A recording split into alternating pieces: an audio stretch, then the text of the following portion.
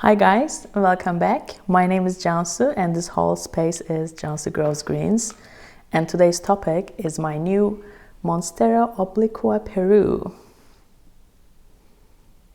So in this video, first we will unbox this plant and then we will transfer it from soil to semi-hydro, in particular pond, and we will use the regular items, regular pots and planters in your house. So if you're interested, keep watching and remember to like and subscribe.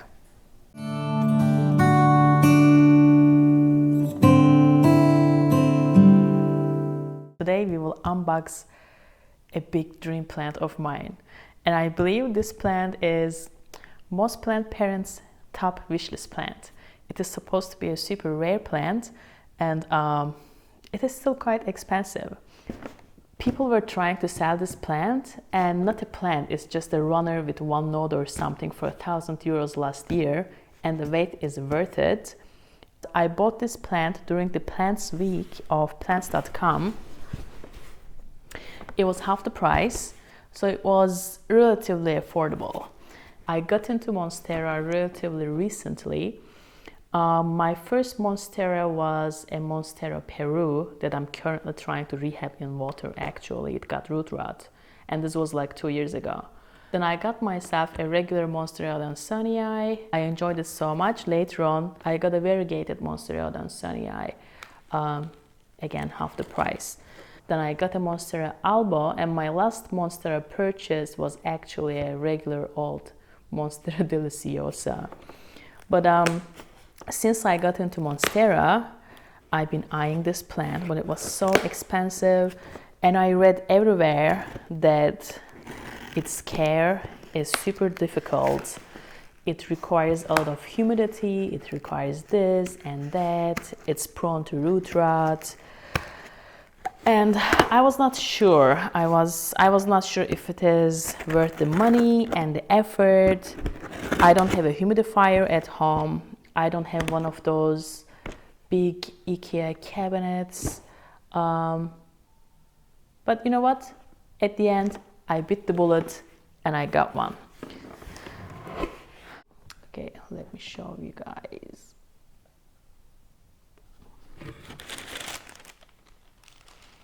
Oh, they sent some goodies. They are so nice. They sent some fertilizer. And this is it. This is it, guys. I'm so excited. Oh my god.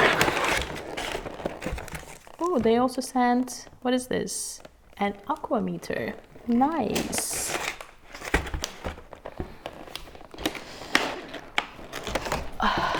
Okay. I see it. Oh my god. I see some yellow leaves.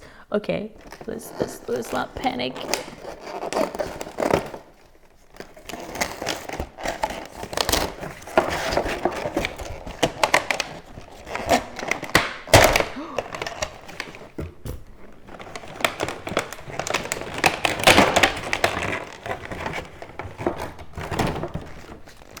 There's a new leaf. There's some, okay. I guess it looks good, right? I mean, seeing the leaves yellowing a little bit is a little underwhelming, but there's a new leaf here.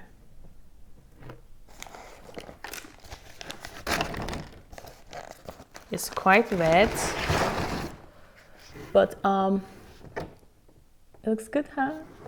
I like it. Oh, it's so exciting. I like this plant. Okay, I'm not sure what I'm gonna do with this plant right now. I think I will just keep this as it is for a couple of days, and then I'm gonna check the roots, and based on the condition of the roots, I will either transfer this to semi-hydro, let's choose upon, or if the roots are not that strong, I will put it in fluval stratum. So I will update you guys soon.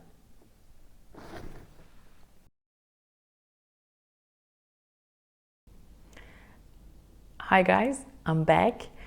It's been exactly 3 weeks since I got this plant, and I honestly forgot about it. But in 3 weeks, she unfurled this leaf, and she's working on another one. I really didn't do anything with this plant during these 3 weeks. I just put it on the windowsill. It's the southeast windowsill, so it gets gentle sunlight in the mornings. And I didn't even water it. It's been sitting there in regular room conditions and working on a new leaf. So I'm pretty impressed, actually. And I'm a little curious to see what's going on here in the roots. So today we will open this plant up, we will check the roots, and I'm planning of switching this to pon, to semi-hydro. All my other monsteras are really happy in pon, so I'm gonna be doing the same thing. And I thought, why not show you guys how to make a DIY self-watering pot. Because most self-watering pots are kind of ugly. I don't like that plastic structure, and they could be quite expensive. I'm gonna show you how to make one using the pots you have at home, actually. But first, I'm gonna put on some gloves because I don't want to be handling this dirt with my bare hands. I'm ready. Okay, let's see what is going on in here. This plant came super wet, and I didn't water it at all afterwards, and right now it's like quite dry. So let's see. Oh, exciting. Okay, it's got some nice roots. I hope it will transition to pon easily. It could be challenging for some plants. I've been using pon for more than 2 years now. I originally switched to pon because of my Hoyas. Some of my Hoyas were not happy in soil, so I was looking for an alternative, and I found about pon. So like when I say pon, I mean the brand Lechuza. That's a German brand, and it is quite accessible here in Germany, and it's affordable, it's not very expensive. So I have always used that brand. I know some people make their own pon mixtures, but I've never tried it. And pon consists of some sort of rocks, some sort of minerals. I can show you guys. This is my bag. So it consists of, where is the English?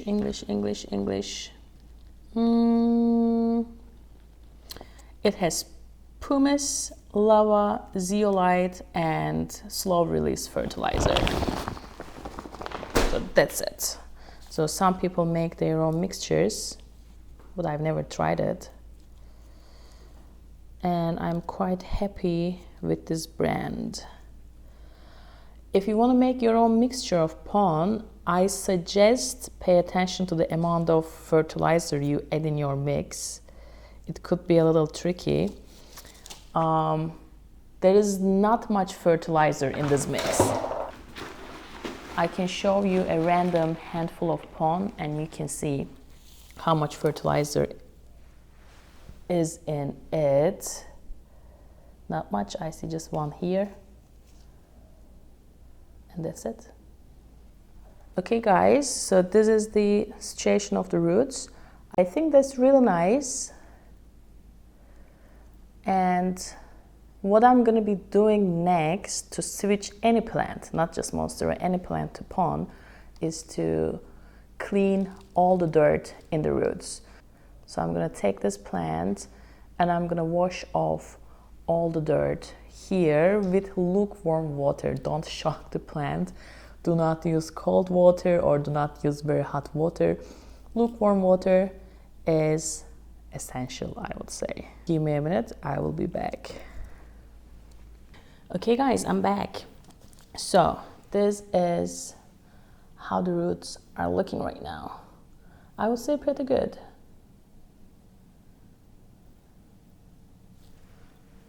And this is clean enough for me. But if you are not sure if you have strong enough roots or clean enough roots, I recommend that you put this in water for a couple of days or for a couple of weeks, however it takes, either to reroot it in water or just to clean the roots a little bit more. And then you can put this in pond. Okay, what you need to switch your plant from soil to pond is obviously your plant and your pond mixture and a plastic pot. I like to use these clear pots. They are sold as orchid pots, but I like them a lot because you can see what is going on with the roots and you can monitor the root development or root rot very closely if you use a clear pot. Another thing that you need is a sort of wick. This is used for making blankets. This is something synthetic. A mistake that I made when I first started making my own pots for semi-hydro was to use an organic material as a wick.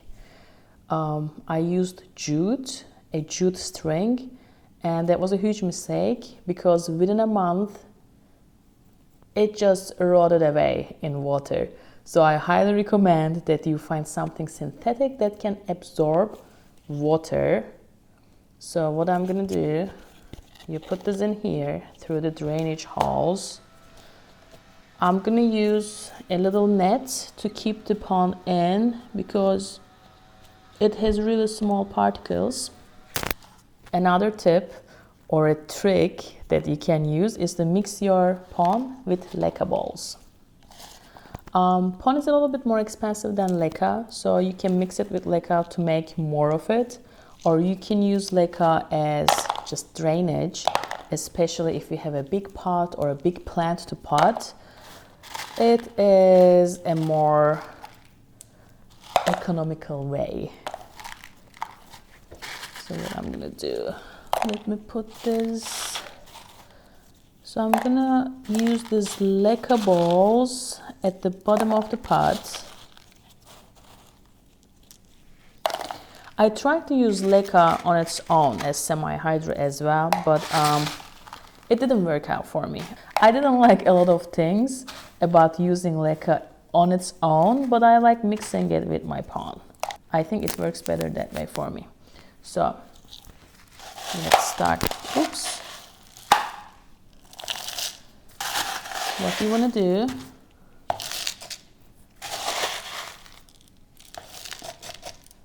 to do, is to create a base layer. I mean, this is just like planting your plant in a soil mix, but you use pond.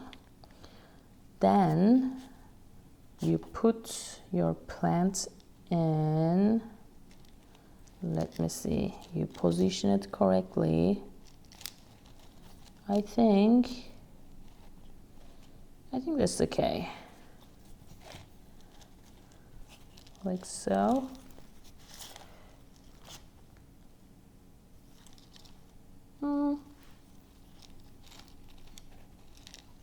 No, I didn't like it. Wait, I'm gonna put it like this. Okay, I like it now. And then you just fill it up. That's all. 90% of my plants are in pond. I've got only one big Monstera deliciosa in a soil mix, and some of my big philodendrons are in soil mixes. And some Hoyas don't really like pond actually. Like I switched the pond initially for my Hoyas, but some of them don't like it. And those Hoyas are in coconut chip. That is taking too long.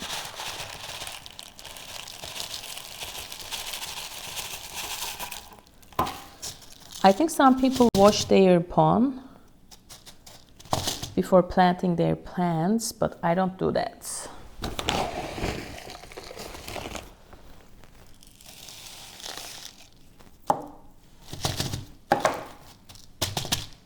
Okay, this is too much.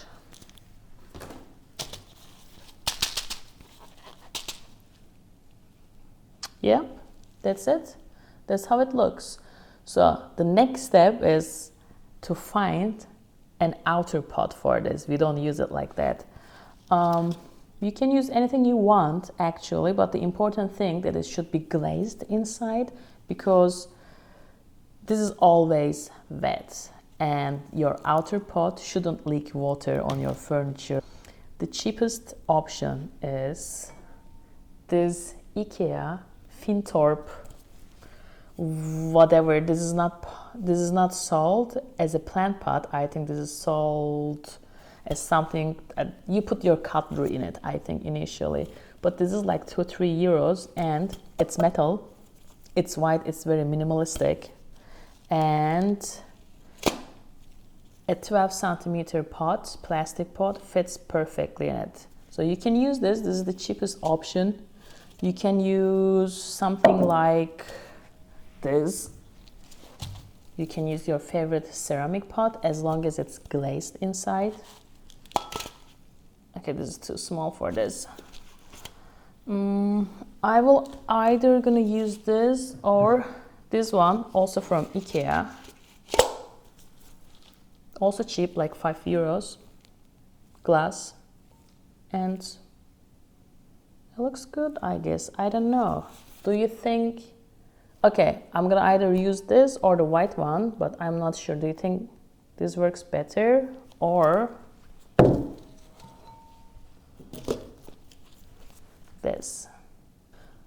After having chosen our outer pot, the next step is to water this plant. What I do normally is to take this one to the sink and water it like a regular plant, like a plant that is in a soil mix. I water it in the sink completely, and when the water starts coming out at the bottom, I will put it back in the outer pot and I forget about it. When the wick is completely dry, I repeat the same thing. That's it. And this system seems to be working for me really well since I started using Pond 2 years ago. So guys, I will be sharing the updates about this plant and its growth and its transition to Pond on Instagram. So make sure to follow me there, and I will see you in the next video. Thanks for watching.